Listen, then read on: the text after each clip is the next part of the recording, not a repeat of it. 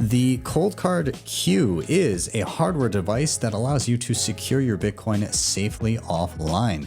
Today we're going to take a look at the NFC capability of the Coldcard. We're going to go through the initial setup, pair it with your phone via NFC to the Nunchuk Wallet app, and then learn how to send and receive transactions. I am Ben with the BTC Sessions. This is your daily session.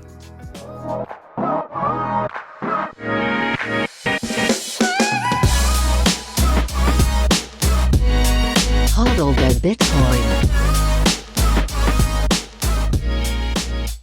Before we dive in, if you're having any difficulties, you're sorting through the tutorials on the channel and they're not quite cutting it, and you need some additional one-on-one hand-holding, well, you can reach out to me at my website, btcsessions.ca, and book me for private one-on-one education sessions. Shout out to sponsors of the show, HodlHodl.com. If you are buying Bitcoin and you have some priorities in mind that include peer-to-peer trading, instant self-custody, and no KYC, this is the place to be. You can sign up with just an email address. Once you've signed up, you can choose a currency, a payment method, and an amount, and you can start viewing offers immediately. They also have peer-to-peer lending where there's no rehypothecation. Check them out in the links down below. Now, of course, this video is covering the Coldcard Q. CoinKite is the maker of that device, and they have plenty of other goodies. You can check them all out over at coinkite.com. They've got the tap signer, the block clock, and plenty of others. And if you are checking them out, be sure to use code BTC Sessions at checkout for a nice discount. Now, backups are also very important, and Seedor is killing it with their disk and capsule design. This is a steel device to secure the backup to your hardware. And so they come in full starter sets, gives you everything you need to stamp your seed into solid steel. And they can do that for 1 or 2 seeds, and you can always order more discs and capsules as you need. It's one of the ways that you secure your seed words from the elements, fire, water, corrosion, all of that. You can check out my tutorial on how to use it, and you can also check out all the links down below for you based on your location for the cheapest shipping options. Now, Nunchuk is also going to be featured in this video as we're going to be using with the Q, but they also have you covered when it comes to multisig, namely assisted multisig with their Honey Badger program.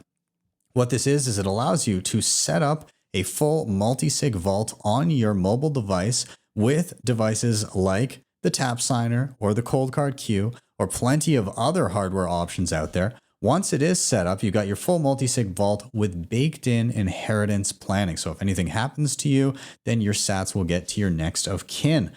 On top of that, you can set it up and use it without having to provide any personal information. It can all be done no KYC. So check them out over at nunchuk.io.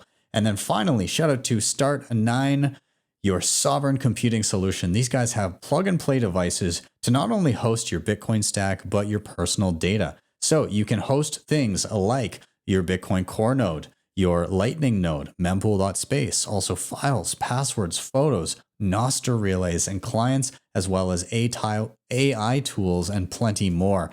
They have everything from entry-level devices all the way up to what I'm running, which is the Start9 Server Pure. You can check them out over at start9.com. And if you're looking to buy the Pure, then you can use my code BTC Sessions with a plus sign at the end and get 18% off. And with that, let's dive into today's tutorial. So let's start with prerequisites. What are you going to need to know in order to successfully navigate this tutorial? Well, number one, you're going to need to know where to obtain Bitcoin. This tutorial is going to be focused on how to utilize it. There'll be an example of receiving and sending transactions, but you're going to want to know where you can get Bitcoin, what exchanges and options that you have available to you. You can also take a look on the channel for resources on that. When it comes to the device itself, we're going to go relatively beginner here. We're going to go through the whole initial setup, so you don't need to know anything in that regard. Things that are an asset is it's beneficial if you've done Bitcoin transactions previously, though I'll try to explain those as basically as I can as we go through them. It's also beneficial if you've ever utilized Nunchuk Wallet on a mobile, but not fully necessary. We will walk through how to use that here as well. And I'll link to some tutorials on that down below. Other than that, we're pretty much just going to do a basic walkthrough. If you're unfamiliar on how to even utilize a Bitcoin wallet, maybe pop back and test some mobile wallets. And I'll try to link something down below that you can check out as well.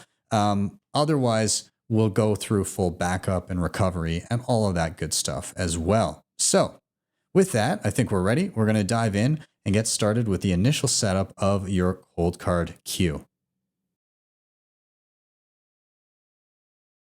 Okay, so we're starting here with a fresh Coldcard Q. This one has not been booted on yet, but I have put in 3 AAA batteries in the back. That's how we're going to be powering it. You could potentially power it from the USB-C at the bottom here. But either way, that's how we're going to be operating this thing today. And to power it on, there's a power button just over on the top left-hand side. We're just going to press that. And here we go. Okay, so it starts off by using this product. You are accepting our terms of sale and use. Read the full document and it gives you a URL you can go to. Press enter to accept the terms and continue. We'll just hit the enter button. By the way, your navigation is up and down here in the middle and side to side in the middle as well, left to right. But we're going to hit enter here. All right, your new Coldcard should have arrived sealed in a bag with the above number. Please take a moment to confirm. This is just making sure that it's shipped from the same place. It hasn't been tampered with, so on and so forth. And my bag does indeed have the same number listed above. Okay, so now we're going to choose a PIN code. That's the first thing that you typically do on a regular Coldcard Mark IV. Same thing here. So I'm going to hit enter on choose PIN code. Now, just some quick clarification on how this PIN is going to work. There's going to be 2 parts. There's a prefix and a suffix, or a beginning and an end. Each part of your PIN will constitute between 2 and 6 digits in numerical form. So an example PIN might be 1, 2, 3, 4, 5, 6, followed by 1, 2, 3, 4, 5, 6. In between these 2 pieces, you're going to have something called your anti-phishing words. And when you put in the prefix or the beginning of your PIN, you will be presented with these words. And if they are correct and they're the same ones every single time, you then put in the rest of your PIN. If they are incorrect, as in if they are incorrect after you've already set up your PIN and they show differently next time, what that denotes is either number 1, you've incorrectly put in the beginning of your PIN, or number 2, somebody has tampered with your device. In most cases, it will be the first one, but if you repeatedly put in the beginning of your PIN, either you've totally forgotten it if you're getting the wrong words, or somebody has played with your device. So that is the purpose of the anti-phishing words. Prefix, words, suffix. That's the breakdown. Let's set it up. Okay, we're going to go ahead and we're going to hit enter. Warning, there's absolutely no way to reset a PIN. And it wants to make sure you read this. Down at the bottom, it will say press 6 to prove you read this message. I'm going to press 6 and off we go. So first part of the PIN, I'm going to do a really basic one for this video. We're just going to do 1, 2, 3, 4, 5, 6 for both parts of the PIN. And I'll hit enter. These are my anti-phishing words listed below, setup and sibling. I'll put in the second part of the PIN, hit enter. And now it's asking me to confirm. So put in the first part of your PIN again, and we get the same anti-phishing words. Now we put in the next part. 1, 2, 3, 4, 5, 6. I'll hit enter, and it's saving. If you had incorrectly entered it, it would give you an error message. So we know that our PIN is set up, and this will now be the PIN for the device. If we ever want to change it, we can do that after the fact, but it is now currently as we've set it. All right, so we are now bumped to our main screen here. We have a PIN allocated to the device, but we don't yet have any keys residing on this device. We need to create some. So we have a menu in front of us, new seed words, import existing, advanced, and settings. We're going to choose new seed words and hit enter. Now it does give you some options here, 12, 24 words, or 12 and 24 words with adding dice rolls. The dice roll function serves to add additional randomness into your words, which, if you're unsure, that's a positive thing. You can do it if you like. We're not going to be doing that today. In terms of the difference between 12 and 24, Technically speaking, obviously it is easier to guess a 12-word phrase over a 24-word phrase, but the likelihood of guessing even a 12-word phrase out of the 2,048 possible words there could be for each iteration and getting that correct and guessing anybody's seed phrase for a Bitcoin wallet is so infinitesimally small, I can't even truly express it. It's kind of like trying to find a singular grain of sand in the Milky Way galaxy. It's just not going to happen. So don't feel bad if you choose 12. I'm going to do a 12-word phrase today for this example. This will now generate my seed phrase randomly through the software in the Coldcard Q. I now see 12 words entered in front of me right now. I am going to jot these down on a piece of paper, and then I'm going to go through, double check them, and then do, as it states here, a skill testing series of questions to make sure that I've actually truly written them down. So please write them down, double check them, and then we'll be back momentarily. After writing them all down, I'm going to hit enter, and it's going to ask me systematically, one by one, what is word number and insert number here. And it's going to do them randomly as well. So for instance, here it says word number 8 is, and it gives me 3 options. I'm looking at my list here, and I can see that word number 8 was arm. And so in this list, I can see it's the second option. So I'm going to hit number 2, and we'll go all the way through until I've done all 12 words. After a short applying screen, after having answered all 12 words correctly, we'll see our welcome screen. Your Coldcard has now been configured for the best security practices with a bunch of different features currently disabled. So the USB, the NFC, and the virtual disk, all different options that you can use with your Coldcard are currently disabled. And if we scroll down, it says you can change these under settings, hardware on and off. So we will look on that depending on how we intend to use the Coldcard today. So I'll just hit enter, and we're bumped to our main screen. And this is going to be your main screen, your default screen. Every time you turn on the Coldcard and put in your PIN, you'll see ready to sign up at the top and all of your subsequent menu items down below. All right, so the first thing we're going to want to do with our Coldcard, we're fully logged in, we're on our main screen, is we're going to want to enable NFC so that we can use it alongside our phone with that method. So we're going to scroll all the way down to the bottom to settings. We'll hit enter.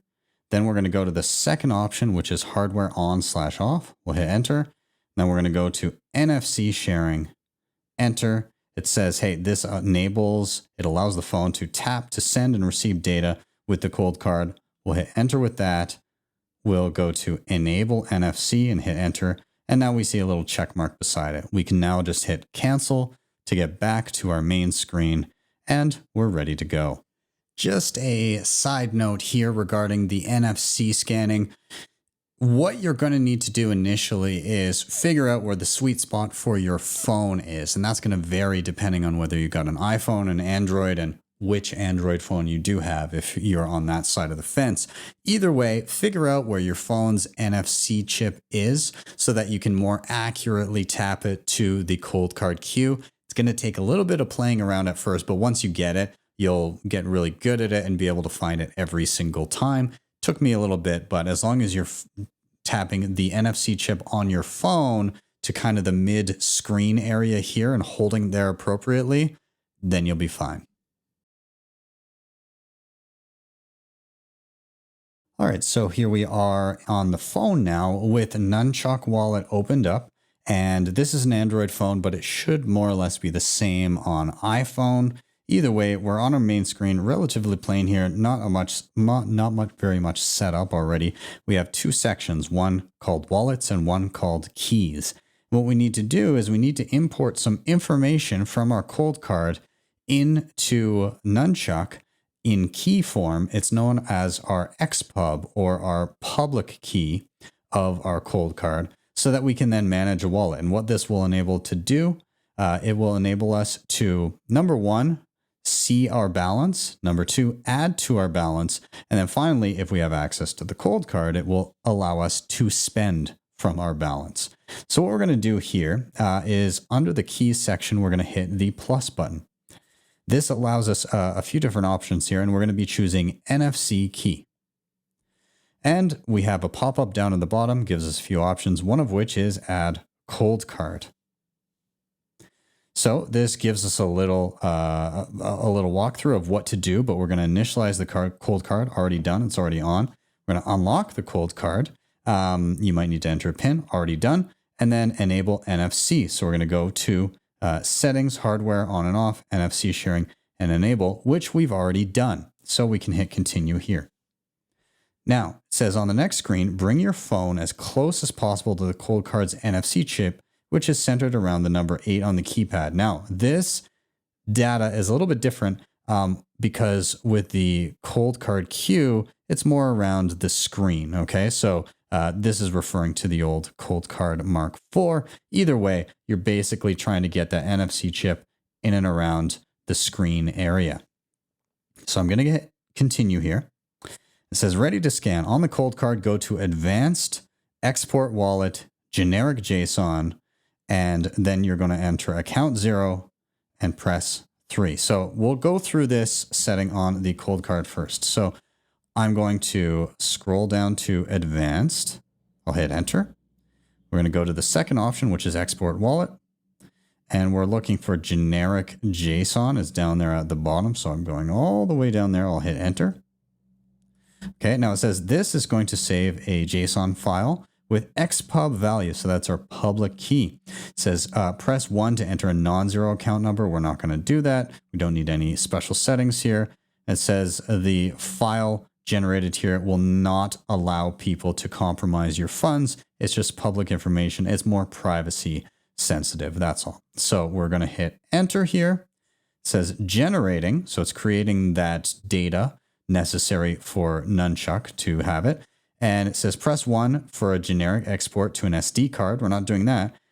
It says and it allows you to designate which SD card slot. But we're going to be pressing the NFC button here on the Coldcard Q. And that will enable us to transfer that data to our phone. So I'm going to, this is already ready here. So I'm going to press the NFC button over here on the left.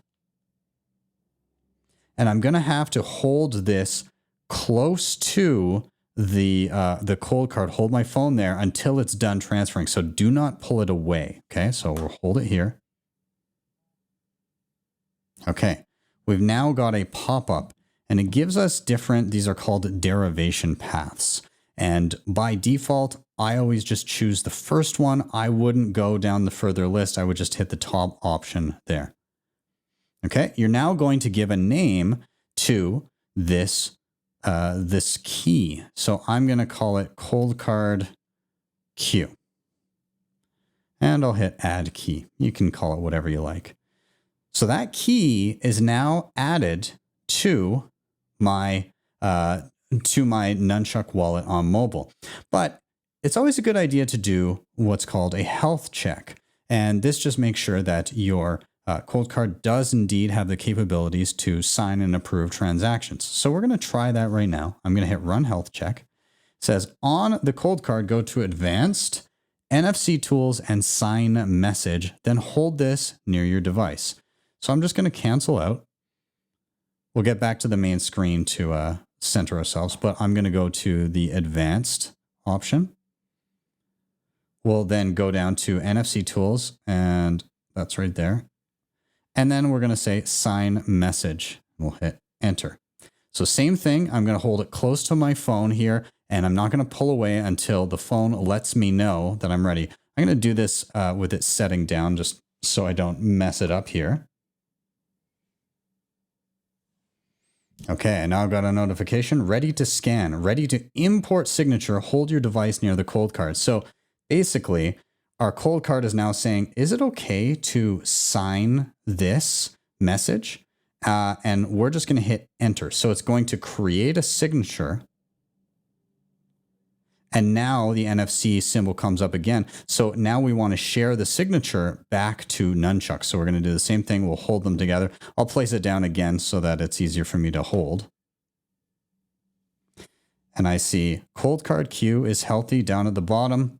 That's all I need. Basically, what we did, just to recap here, is we created a message on our Nunchuk wallet. We sent that message to the Coldcard, and the Coldcard added a special signature, which we then sent back to Nunchuk, which just let our wallet know, hey, your Coldcard is functioning and working and is capable of approving transactions when you want to do one. So I can now hit done. So we now see a key added down at the bottom here in our keys section, our Coldcard Q. I can exit out of everything here. I'm just going to hit cancel until I get back to my main screen. And so at this point, what I want to do is I have a key, but I want a wallet. And these are differentiated in Nunchuk because you can do things like multisig, and there may be instances where multiple keys are part of a single wallet. So that's why the separation here. A lot of wallets will just have a single key and a single wallet all in one. That's why it's different. So we're going to specify that we want this Coldcard to be a single sig wallet, aka a wallet with just one key. So I'm going to hit the plus sign on wallets now. And this is adding a wallet. It allows us to use multisig or single sig, whatever we want. We're going to hit create new wallet down at the bottom.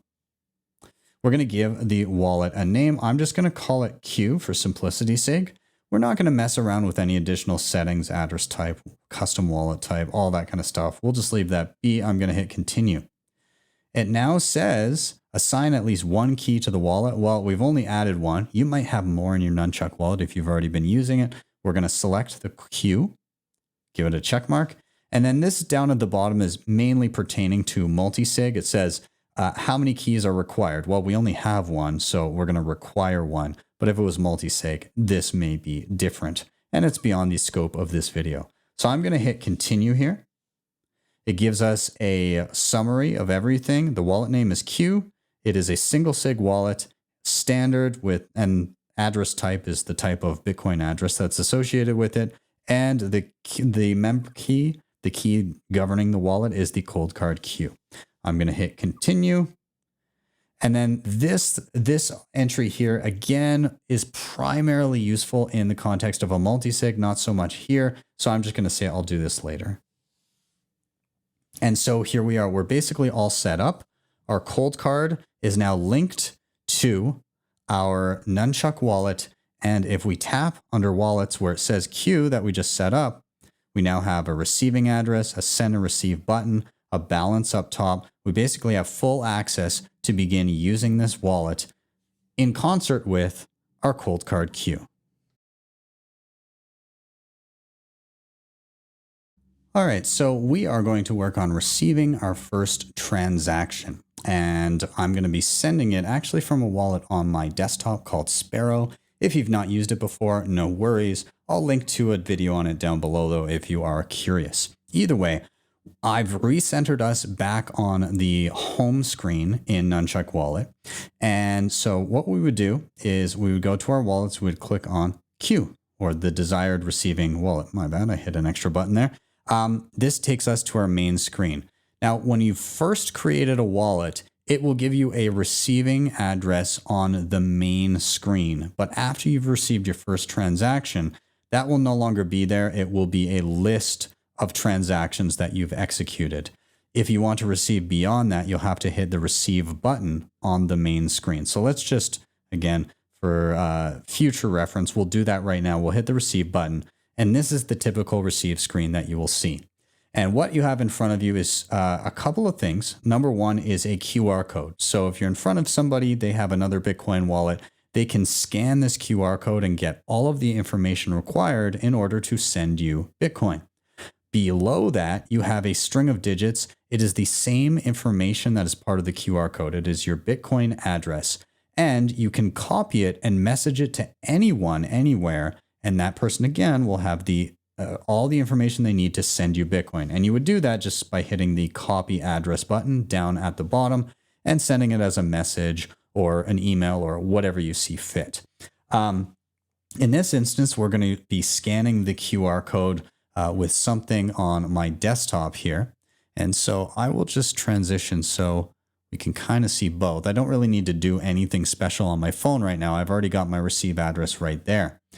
Meanwhile, I am utilizing Sparrow Wallet here. It has a balance. And so I'm going to hit the send button. And again, if you're looking into learning about Sparrow, you can do that in the show notes down below, but I'll try and go through this quickly here. There's a little option to open up my camera so I can scan the QR code. Otherwise, I could paste in the address. If somebody had sent it to me, I could paste it right there. So let's scan the QR code from the phone.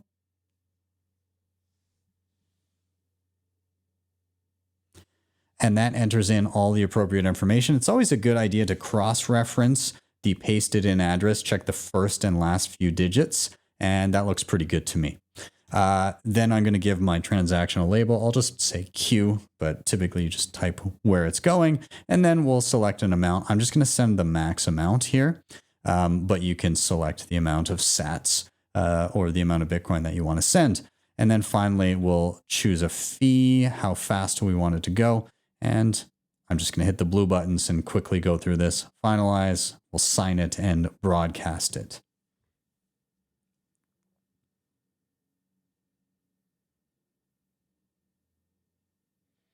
Okay, there we go. So that has now been sent out from an external wallet into my Nunchuk wallet, which is secured by the Coldcard. And so again, as a receiver, you wouldn't have had to have done any of that. You would be sitting waiting for the transaction to arrive. Or if you were on an exchange where you had purchased Bitcoin, you may copy this information or scan this information into the exchange when they ask where you would like to withdraw to. That's the information that you'd be providing to them. You would just copy and paste it in wherever appropriate. So we've now received a transaction to this wallet. We're just going to hit X out of this receive screen to check our balance here, which we can now see is updated. So I see a balance update at the top here, and I also see listed under recent transactions, one right here. It does say pending confirmations, and that is because Bitcoin transactions, at least regular Bitcoin transactions, not using other fancy things like Lightning Network and other layers of Bitcoin, regular Bitcoin transactions are typically settled every 10 minutes. And this can depend on how busy the network is and how high of a fee you've attached. But on average, about every 10 minutes, a new block of Bitcoin transactions is officially settled and added to the Bitcoin blockchain. And so that's why it says pending confirmations there, but we can see it as incoming. If I tap on it, it gives me a little bit more information. And a lot of this can be a little technical if you're diving really into the weeds, but we know we have an incoming transaction. So that's great. And we actually didn't need to interact with our Coldcard whatsoever to receive a transaction. Where the Coldcard comes into play is what happens when we want to send funds out from Nunchuk Wallet. And we're going to cover that next.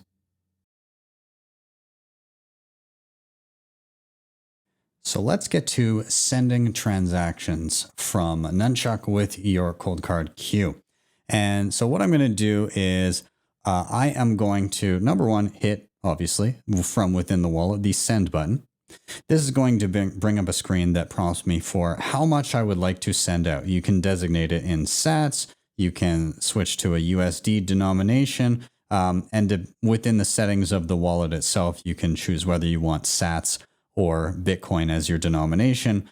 And those, for the uninitiated here, there are 100 million sats in a single Bitcoin. And a lot of people now refer to, how many sats they're receiving as opposed to how many Bitcoin, because decimals are more difficult to deal with than whole numbers. So anyways, in this instance, I'm going to send the entire amount out again, and I'm going to hit the send all button over to the left. Okay, so that fills in the entire amount. Now, if somebody did have a QR code in front of you that included the amount that was required, because you can sometimes designate that, you would simply hit in the top right, there's a little square button that will open up your camera and enable to scan a QR code. But for this instance, we're just going to hit continue because we already have the amount designated. And now we can enter in the recipient's address. Again, if somebody messages this information to you, you would simply copy it, and paste it into this field. But in this instance, I'm going to bring up a QR code on my computer, which I'll scan with my phone. So again, I'm doing this with Sparrow Wallet. I'll just hit receive and I'll give a quick memo of where it's coming from, the Q. There's an address right here, but I'm going to scan this QR code off to the side. So just on the phone, and I'll show it up close, I'll hit the little square in the top right. That opens up my camera. If it's the first time you're doing it, it'll ask for permission to do so. But I'm now going to scan what is on my computer screen here. You can hear a little beep with the Nunchuk every time you do that. And then I can add a transaction note. This would be for my own records. It's not going to be on the blockchain for people to see. This is just internal to Nunchuk. So I just said Sparrow. At this point, I can either just go straight to creating transaction and we'll fill in any additional information just to defaults for me, or I can customize and get a few more options. I am going to show the customize option because this has to pertain to fees and so on and so forth. So I'm going to hit customize transaction now. This gives me a bit of an overview of what I'm doing. Hey, your estimated fee is 1,760 sats, which is around 90 cents to send. The total amount is here, and it looks like I am subtracting the fee from the send amount because I'm sending out the entire amount in the wallet. Now, I can check mark to choose a manual fee rate, and I'm going to do that now. And so this gives me an idea of what fees are at right now and what I would need to set them in order to have my transaction to be priority, standard, or economic, meaning how quickly are they going to go through. Fees are not exorbitant right now, so I'm just going to put the highest fee. It recalculates what I'm spending, and that is that. Now, there is another section down here that allows for coin selection. I'm not going to go into that right now, but I do have a video on what that is and how to use it. So I will include that in the show notes down below. Nonetheless, I'm now going to hit the continue button at the bottom. Once again, I have basically a confirmation of what I'm doing here. I look it over. Everything looks good. I'm going to hit confirm and create transaction. At this point, I can sign the transaction. So what I'm going to do, there's a sign button beside the key that is a part of this wallet, the Coldcard Q. I'm going to hit the sign button. And it gives me the option to export or import the transaction. We need to go from top to bottom. We're going to export the transaction so that the Coldcard knows what it is signing. So I'm going to hit export. And it says on the Coldcard, go to ready to sign. So I'm going to do that. So on my Coldcard Q, this is the top option by default after you log in with your PIN. So I'm going to hit ready to sign, enter. Now, put the proposed transaction on an SD, or you can use other options. You can press the NFC button to utilize that function. So I'm going to press NFC now, and it gets it ready to receive that information. So I'll lie it down again just for ease of me making this video, and I will put my phone on top here. And I need to leave it so that all that information gets sent over. Okay. It says ready to import signature on my phone, but I need to actually sign on my Coldcard first. So it says, hey, is this okay to send? You are sending this much Bitcoin to this address, and your fee is 1,870 sats or 0.00001870. It says press enter to approve or cancel to abort. So I'm going to hit enter. So that is then going to provide a digital signature for the transaction, and it preps it, and now it's ready to communicate it back to my phone. So same thing, I'll just lie it down. My phone's all ready to import. So I'm just going to go ahead, I'm going to lie it. And now on my phone, I can see beside Coldcard Q, it says signed. That is all I need. I can hit broadcast transaction now, and it will go off. And out of my wallet it goes. And I'll just show my desktop when it arrives. I'll get a little notification. There we go. So it has now arrived in my wallet on my desktop and been successfully sent from my Coldcard Q. And just to show, automatically, as soon as you relay that transaction back via NFC, you'll be bumped back to your main screen and everything is all set and ready to go for another transaction if you so desire. All right, so this is a very important part of using your Coldcard or any hardware device for that matter, is knowing how to recover in the event of hardware failure, aka what if you lose this device, or what if you break it and you can no longer access it and you need to recover your funds? Well, that's where your seed phrase comes in, those 12 or 24 words that you wrote down at the beginning of this video. And I want you to follow along and go through this recovery process with me so that you have the peace of mind of knowing you can do this when it is a stressful time. When you encounter something like this at some point in the future, you're going to want to know that you've already done this and you know it works. So here's what we're going to do right now. We're going to go and we're going to wipe this device. We're going to get rid of the keys to your money off of this device. So it's more or less blank, and it won't fully be blank because the PIN code will still be here, but the keys will be gone and we'll only have the written ones for us to access our funds if there were funds in the wallet. So what we're going to do is we're going to go down to advanced/tools and hit enter. Then we're going to go all the way down to that bottom where it says danger zone. And we're going to hit enter there. So next, we're going to go to seed functions, and we're going to go to the ominous destroy seed. We're going to enter. It says, are you sure? Wipe the seed words and reset the wallet. All funds will be lost. You better have a backup of the seed words. We're going to hit enter.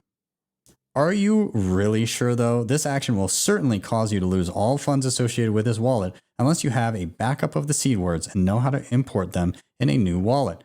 Press 4 to prove you read the end of this message and accept all the consequences. Here we go. 4. Clearing, verifying. There we go. Bumped back to the main screen. Let's put in our PIN and see what happens. All right, so we're now on that original screen we saw after we first set up our PIN. So we are basically back to scratch. We don't have any keys on this device.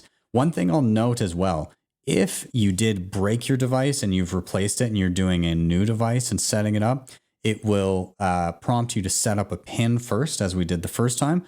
But note that the anti-phishing words will be new, even though your PIN is the same. Even if you use the same PIN, there'll be new anti-phishing words because it also has to do with which device you're using. Okay, so don't freak out if you see different anti-phishing words on a new device. It's supposed to be that way. So anyways, we're going to use, instead of new seed words, we're going to choose import existing. So we're going to go there. We're going to hit enter. It says, how many words do you have? 12, 18, 24, and it gives us some other options here. But we're going to be doing our 12-word phrase that we used before, unless you did something different. And now you get to enter in the seed words as you had them before using the keypad. So we'll do that and continue on from there. So I do want to show you really quick as you begin to type in. My first word is radio. As I begin to type in, it gives me what the next key could possibly be. And that's because there's a limited number of words that could possibly be part of a seed phrase. There are 2,048 possible words that could be here. So you can see that it's saying your next key is either going to be an A or an I. Well, it's radio. As soon as I type that, it only needs the first 4 digits of any word to know what the entire word is going to be. So my next word is toilet. So I should only have to type in TOIL and then it should be done. TOI, and even in some cases you need even less. So we're going to go through that for the entire phrase until we get to the end. All right, so once you've typed in your full phrase, if you've done it correctly, it should say valid words. Press enter. So I'll do that now. All right, your Coldcard has been configured for the best security practices, and it does basically wipe all my settings. So My USB is currently disabled, and it says that, hey, you can change these under settings, hardware on and off. Of course, there may be instances in which you switch phones or you delete the app off your phone and you want access to the same Coldcard account that you were dealing with. And we'll just take a look at what that looks like. Once again, we're just going to kind of wipe everything out of Nunchuk, and then we'll treat it as a brand new installation. So what I'm going to do is I'll just go into the wallet itself. I'll hit View Wallet Config, and then I'll go to the top right, 3 little dots. It gives me the option to delete wallet. It asks me to type delete to confirm, and that wallet is now gone. But the key is still present here within Nunchuk. We'll get rid of that as well. I'll tap on the key. Top right, 3 dots. I'll hit remove key. We'll say yes to confirm, and back out. There we go. Okay, so no keys, no wallets, nothing on the Coldcard or on my Nunchuk as it pertains to the Coldcard Q. We would add it exactly as we did before. So I would hit new key, add NFC key, Coldcard, continue, continue, and then it says what we need to do on the Coldcard, much like we did last time. I would just go to advanced. I would choose export wallet and generic JSON and enter. It's going to generate that file that we need. And we're going to choose NFC. So that's now communicating. I'm now going to place this down on top. We get the prompt to choose our derivation path. Again, by default, I'm just going to choose the top one. We'll name it appropriately. Add key. Of course, I could go through and do a health check. I'm not going to do that this time around. You've already seen it. I'll hit done. And then we just need a wallet that's associated with this key. So we'll add a wallet, create new wallet. I'll just call it Q. Not going to mess around with any settings. We'll just hit continue. I want this key, no messing around with a multisig quorum or anything, just hit continue. There's our review, continue. I'm not needing to save this file because it's not multisig, so I'll just say I'll do this later. And there we are. We have everything re-imported to our phone. I can tap on that and we can see it's the same wallet because our transaction history is there.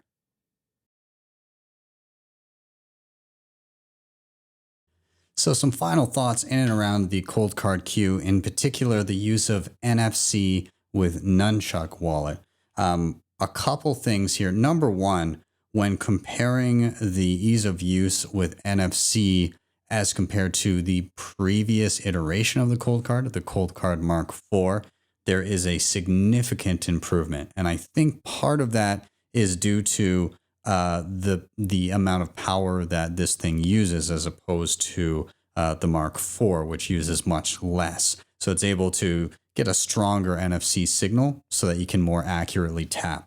And I've got to say that playing around with it, again, it's a significant improvement. It was much easier to kind of find that sweet spot and then replicate that transition of data back and forth without having to play around too much. Kind of once you know where the connection's at, you pretty much got it and then you're good to go. The other thing that I really noticed made a difference is the ability to move it around freely because the power is coming from the device itself. It is powered by batteries now, or at least it can be, instead of having a tether, like having a cord connected to an external power source, which again makes it much more convenient to be able to just freely move this around and just tap and go with your phone, as opposed to also dealing with a wire. So you kind of have almost like 3 things going on. Much better. So overall, again, the process here was just, again, leaps and bounds better than the experience of NFC with the Coldcard Mark IV. And so if you're a fan of NFC and the ability to tap and relay information, then this device will do you quite well in that department. It also, in my opinion, puts it on par with kind of the experience of the tap signer in terms of the ease of tap via NFC and enabling that mechanism. And Nunchuk has done a great job in offering support for that. The only thing to note that in these early stages with Nunchuk, as you saw, some of the instructions are based around the menu systems of the Coldcard Mark IV. And I'm sure that soon enough, they'll be updated to encapsulate how you actually deal with the Coldcard. Also very nice, I'll say, in the menu systems as an update when dealing with NFC. Now there's just a button to press instead of having to go into all these submenus or hit numbers or whatever. It's just kind of all there and it's a lot more accessible. So just overall, the function of this, it just makes it a lot more functional and easy to use. So yeah, I'm a fan, and I'm curious to hear what you guys have to say. What is your feeling, or what is your experience thus far with the Q as it comes to NFC with Nunchuk Wallet? Check it out, and I'll be looking for your comments down below. Thank you guys so much for watching. As always, please do like, subscribe, share, all those things. They're super important and they really help getting this content in front of more eyeballs. Of course, if you do need additional help and you've been working through this tutorial or anything else Bitcoin related, you can hit me up at my website, btcsessions.ca, and get that one-on-one hand-holding experience, and I can help you set up anything that you need. You can also help the show by hitting up the previously mentioned sponsors in the show notes down below. And if you're interested in a Q, of course, you can head over to coinkite.com and you can use my code BTCSessions, and that'll get you a nice discount at checkout. Anyways, I am out. As always, have a wonderful day or evening, wherever you may be. I'll see you guys next time for your daily session.